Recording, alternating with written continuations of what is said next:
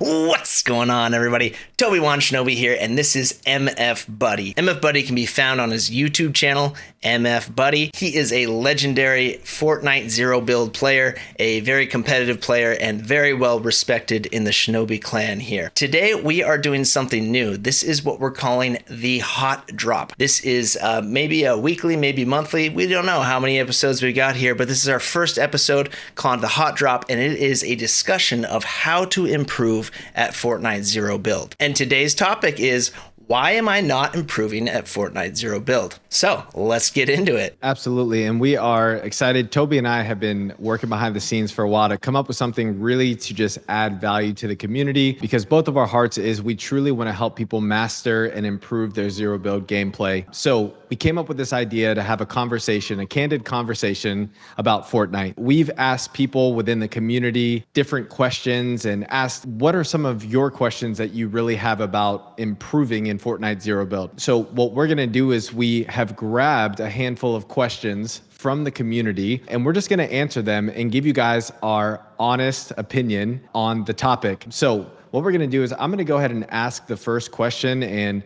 Toby, if you want, you can answer this one. One of the ones from the community right here says, what do you think is really holding players back from improving? I feel like most players are not improving on a fundamental level because of a lack of a growth mindset and not having high enough standards. Basically, their standards are holding them back. So I'll get into that. So a growth mindset, first of all, is playing to improve and grow. You're always thinking about how to grow, and you accept the fact that you're bad at the game right now. You accept that you're on a journey. You're trying to learn. All you are doing is just being a learner. You're just learning mode 100%, always trying to learn something. You're reviewing the tapes, always watching how you're playing, what you can improve. You're always looking for how to improve. And that is very different than most players, because most players don't take on the growth mindset. They take on more of a mindset of maybe blaming the game or blaming the system or blaming cheaters or whatever it is. And they don't learn from their mistakes. Instead, they push out blame and they just shoulder off that responsibility or that accountability for what went wrong. So I think fundamentally that is number one, is you just have to accept where you are, and you have to be looking at, how can I improve? What are the things that I really need to do to improve, and analyze your own gameplay? And that also brings me to my next point, which is having standards, right? So personally for me, I come from like kind of a competitive gaming background with Halo. When I first came into Fortnite, I was bad at the game. I was real bad at the game. And I switched over to mouse and keyboard when I did it. So I was brand new to mouse and keyboard and brand new to Fortnite Zero Build. I was having a lot of fun, but I was also not really like accepting the fact that I was so bad. I was like, I had this high standard, my personal standard of like, this isn't me. This is not who I am. I need to be a better player. Like, I'm having fun. This is great. But at the same time, internally, I'm like, no, that's not okay. The play I made there, not okay. I could do better. I can do better. I know that I can do better. So I was not accepting where I was. I wasn't accepting that level of gameplay. I was like, I know that I'm going to get there, and I'm going to do my best to get there, because right now I'm below my standards. I love what you said as well. That word acceptance is so huge. And it's kind of like you have to do acceptance in two places, right? You first need to accept that you're actually not that good.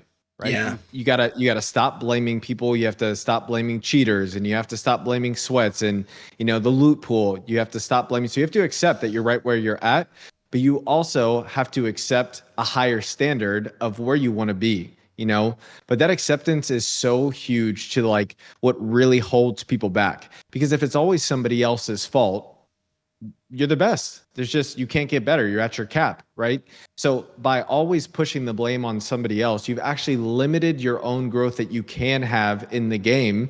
And it's almost this energy that will actually push away your ability to grow and change, So I think it's really interesting, because you don't necessarily hear people talk about these types of mindsets when we're talking about video games, right? Yeah. You'll hear these mindsets like in the business world, but improving is the same whether we're talking about video games, whether we're talking about business, whether we're talking about learning how to play guitar. You first have to accept in order to move forward.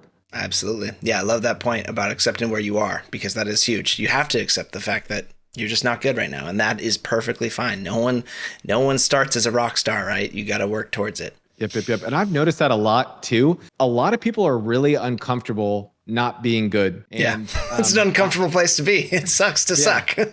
Yep. But, what I would encourage players like that, and I felt it, I'm sure you felt it too, like people within our community, like who wants to suck around like the person that, they look up to as a streamer or a content creator. But my encouragement is just to know that if you surround yourself with the right people, you're not going to be judged for where you make mistakes. And, it's okay to not be the best. Toby, you and myself, at one point, we touched Fortnite for the first time, and we definitely didn't have AR aim like we do now then. Right? Yeah, exactly. Yeah. And in both of our communities here, I think we can say that like we are totally accepting of all skill sets, and I love it. I honestly, genuinely love it when someone's bad at the game and they just want to get good, and they're asking really good questions about how to improve, and I'm like, hey man, I love where you're at right now. The great thing about where you're at is you can only improve. It's actually very exciting because month after month after month, you're going to see big gains. Like if you're really trying to improve your game, you're really going to see really, really big gains month after month, which is very rare for where we're at now. Like, we might see incremental gains over the course of months, 2 months, 3 months, very small gains, but it's kind of exciting to be bad at the game because it puts you back in this mode where you're like, oh wow, I've just learned something new. Oh, I can implement that. I can practice that. I can get better so quickly. So yeah. That's so true. Honestly, that kind of ties in with another question that I'm seeing right here. The question is, what is the fastest way to improve at Fortnite Zero Build? The fastest way to improve at Fortnite Zero Build. I think it really depends on the player's skill set, first of all. I think it depends on where you're at. I think number one is combat. It's always going to be combat if you're brand new to the game, because if you're not good at combat, then you're always going to be anxious in combat, and you're not going to be able to use your brain to think about anything else other than surviving, trying to kill the enemy in front of you. So you have to get very comfortable in combat. You have to be fairly good at combat before you can think of anything else. And honestly, I would not recommend jumping into Fortnite Zero Build and just going into Battle Royale and just playing games, because you'll probably fight maybe 2 fights and die, and then go back to the lobby, wait another 3 minutes, get in, loot up, fight 2 fights, die over and over. You're not getting enough combat experience whatsoever. So you definitely need to play creative modes that are combat focused, just like Red vs. Blue or the Pit or whatever you can to get that combat experience so that you feel good in combat. You feel comfortable enough that you're not just wasting your time in Battle Royale, just dying and getting frustrated. And I think you can speak to that very well. Yeah, I might be a creative warrior by some respects, but I think that people don't like that this is the truth, but it's the price that you have to pay to be able to get the reps in that you really need to improve faster. At the end of the game, you touched on something that was just so true. If you're not good at combat and you can't actually survive, going in and playing pubs, it's not even necessarily going to be that fun. Right? There's still the survival aspect of it. There's still that chance that you could win. You somehow manage to get to end game with maybe 0-1 kills. But in order to really dominate, there's got to be a place where you can get as many reps in as you want. And that is where creative really shines for improvement. Now, I personally think that when a person decides to go from a casual player to that moment where they're like, I'm just done sucking at this game, it's inevitable that they have to pay the price and spend a good amount of time in creative, like a month, 2 months, 3 months. I remember when Zero Build came out and Pixelated Dreams released the map Coney Crossroads. Yep. Right. I love Coney Crossroads. R.I.P. I missed that map. Every now and again, you'll get some stragglers that just pop up in there and they're like, these are the OGs. These are my people. I mean, I would be in Coney Crossroads for hours on end because I wanted to work on my fighting because I knew that I was weak in close combat. Fast forward, where in Chapter 4, Season 4, I still go into Anvil Square, which is another creative map, to work on my combat because I might be able to handle combat at one skill level, but there's a whole nother skilled opponent that I don't know how to fight well yet. And so I'm not going to get those reps that I need just by going into pubs because I'm going to keep dying to that level of player. So until I can master the level of player in creative that I need to defeat, I'm most likely not going to be able to translate that to a public match, if that makes sense. Yeah, that makes perfect sense. And that's not to say that you need to be playing creative only. It's great to jump into squads with your friends and just play the game because Fortnite is just a fun game. Like, it's great. You can just have casual conversations with your buddies, catch up while playing this game, looting, sharing, whatever, being this role. You know, you can play the medic or whatever if you're not very good. It doesn't matter. You're having a fun time. But if you really want to improve, creative is the way to go. And you don't have to put a month straight into creative. I don't think that's what MF is saying, but like a month straight of playing creative for maybe half an hour before jumping into pubs, right? We're not saying you can't ever play pubs. We're saying you should probably do a bit of training before every game because honestly, this is how the NBA works. It's how every sport works. People don't play full court scrimmages, you know, in the NBA. They don't just go to practice and play full court scrimmages and just do that. No, they do shooting drills. They do passing drills. They do dribbling drills for 80% of practice. And then they do 20%, maybe 30%, 40% scrimmaging. So I think there's something to be said there. Anytime you want to improve at something, it's best to focus on a particular skill and work on that skill. So with that being said, MF, I think you made a great point about like you improving your skills, right? You're a pretty high tier player and you even go in there and try to hone your skills, learn different things. So that's an interesting take is like, how do higher tier players, how do more experienced players improve at the game? What are we looking at there? Like, can we really improve all that much? Yeah, it's interesting because as a high level player, you in a lot of respects have just about mastered certain skills, but at a high level, if there's somebody who's even like 1% better than you at a skill, it will cost you the game. If somebody hits one more bullet than you and it's like a high skilled player, it's going to cost you. And so I think this kind of ties a little bit back into the first question that was asked about, you know, the growth mindset and things like that. But once you get to a high level, honestly, you get checked even more with that mindset of wanting to blame other people on why you failed or you died or you got eliminated. I think that there are practical things that, you know, high level players can do. For example, there's a lot of different third party discords that offer scrimmages and competition at the highest level. But I really think that it just takes a mindset who's willing to analyze. For me, for example, if I end up getting eliminated and I'm in that growth mindset place, now sometimes I get a little bit negative and I'm blaming it on hackers that aren't real. But sometimes I can look back at a replay and I say to myself, I whiffed that pump. I should not have whiffed that pump, you know? But again, at a high level, there is just minor tweaks that start to happen. But believe it or not, those minor tweaks take a lot more work and a lot more perfecting. And it's more challenging. So I enjoy the process of it. But that's one of the big things that I try to focus on is really trying to tweak very minor things. The biggest thing that I still am working on is my aim. Being a console player, a lot of times I get absolutely rocked by PC players, but I don't want to accept that just because I'm on console, I cannot beat the highest level PC players consistently. So a lot of times that is my standard. That is what I'm looking to. In a lot of respects, I'm looking to almost emulate PC gameplay on a console. And there's been a handful of times where people have thought that I was playing on PC, but I'm actually on console. That to me is a big compliment.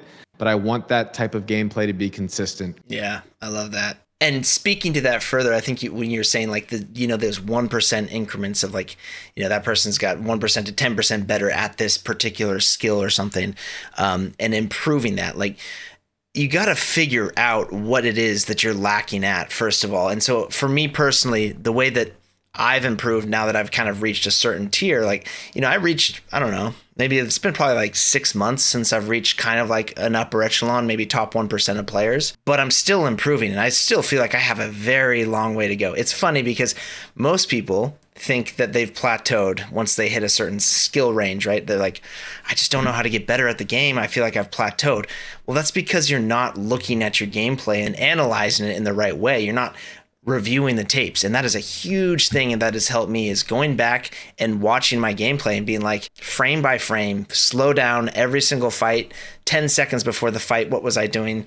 10 seconds after, what am I thinking through this fight? And then you can really realize like, oh wait, I'm bad at that. Like, I'm not using cover like I talk about using cover. I'm not doing the things that I think that I should be doing. Like, wow.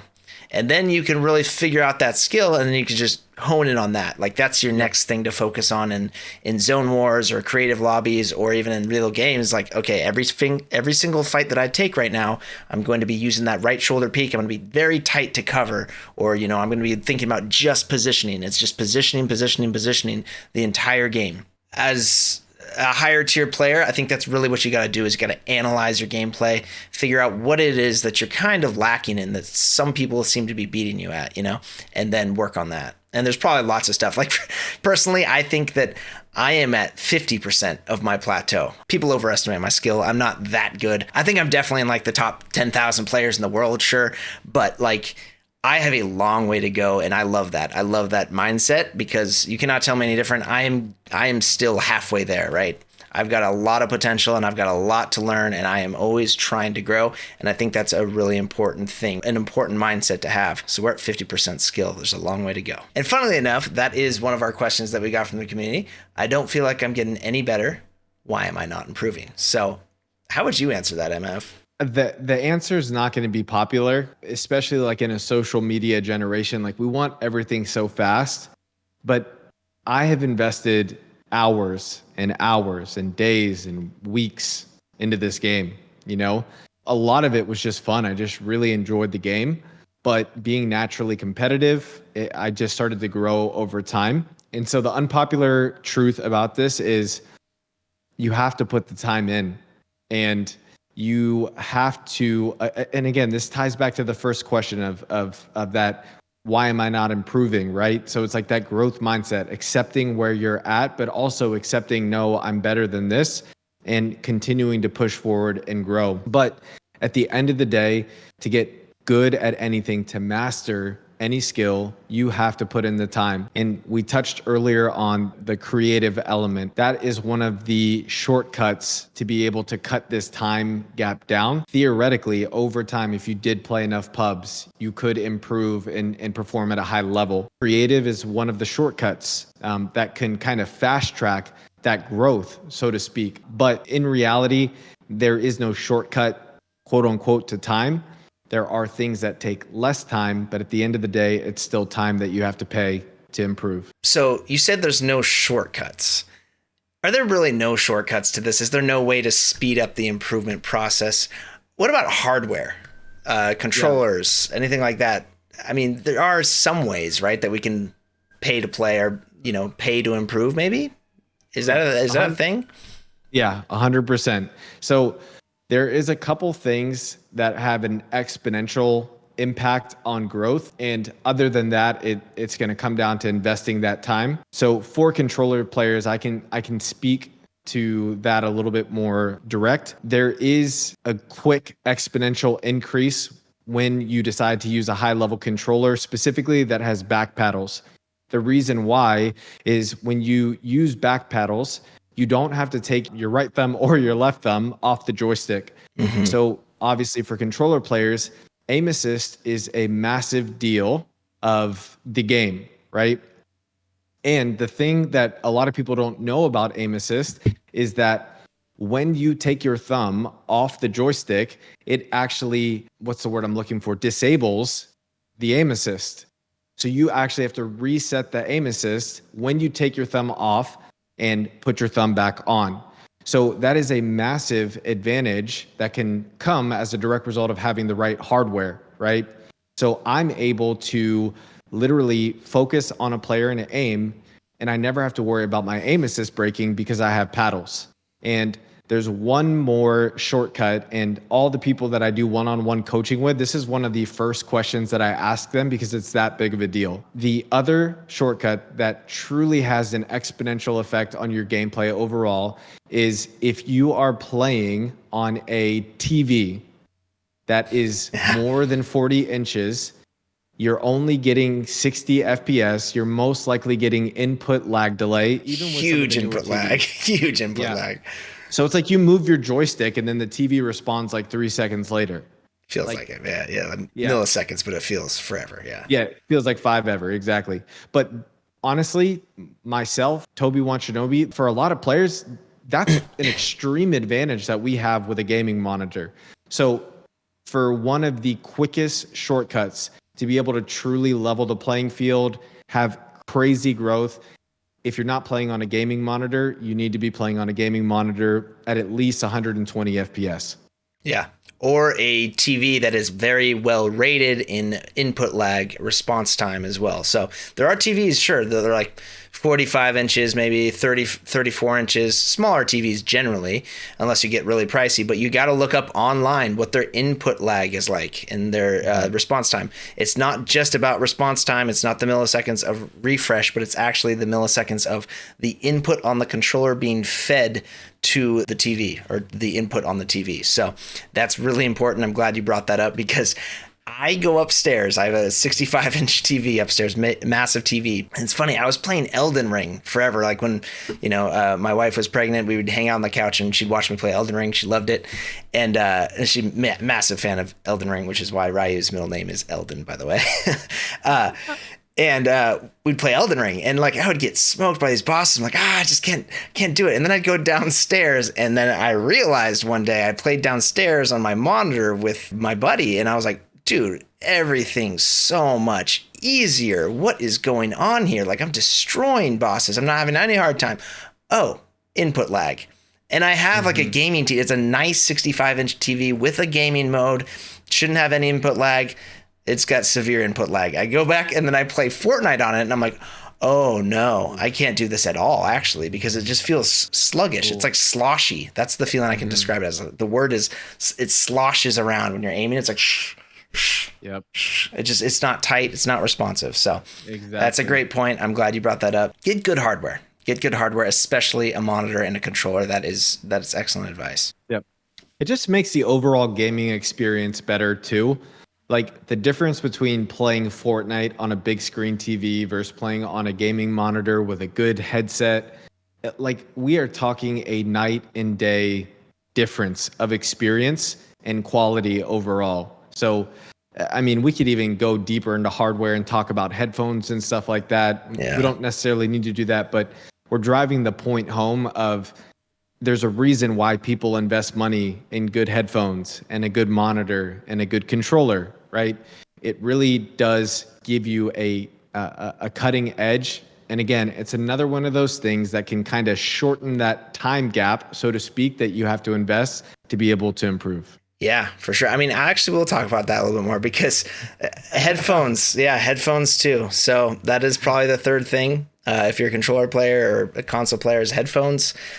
Get headphones with surround sound at the bare minimum. Don't be using earbuds. I've trained people as well who had earbuds and they couldn't hear me sneaking around them and doing things where I'm like, wait, you can't hear that. Oh, that's why you're not responding to what I'm doing. You actually can't even hear that. And you can't, like, it's just left and right audio. It's not surround sound. So headphones are definitely a really important purchase as well. Just get at least $60 headphones if you can afford it. I'd say that's probably the bare minimum. And then I'll jump in and say, if you play mouse and keyboard, mouse is a big one. There are huge differences in the sensors of these mice, their weight, the way you grip them as well. If you want to improve at mouse and keyboard, if you want to improve your mouse aim, the best way to do it is with your grip. Just the grip. Do not palm a mouse, please. If you can avoid it, don't do this. It's all about the fingers and moving the fingers for very precise movements like this. This is what I call a claw grip. So I'm touching it like this, and then this would be a fingertip grip, just like this, and that allows you to do that. And it's the exact same as, I have a screwdriver here, but it's the exact same as if you were trying to write on a notepad like this. This is palm gripping, right? You're just not giving your fingers any movement. This is a claw grip or fingertip gripping. You're able to move your fingers and make those very precise movements. So if you're a mouse and keyboard player, definitely play around with the way that you're holding your mouse, and also the height of your desk and the way that you sit. That is also a very large difference. It's night and day for a mouse player. All right, I think we've reached pretty much the end of our questions here, at least the ones that we wrote down. Much more to come out of this series. Let us know if you like the series. Please give it a thumbs up. That's going to be the best indicator of whether or not we should continue to make this series, explore other topics, and that sort of thing. And a huge thank you to MF Buddy over here for coming on the show, our new show, and lending us some knowledge there. I really appreciate it, man. Much respect to you.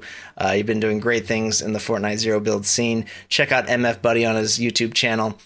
Great guy. Yeah, Toby, thanks so much. This has been such a blast. I've loved Fortnite since it came out, especially Zero Build. So it is an incredible honor to be able to talk about the game. And yeah, if you guys enjoy it, again, let us know down below, give it a thumbs up, and maybe just let us know what we should talk about next. All right, guys, have yourself a great day. Shinobi and MF out. We out.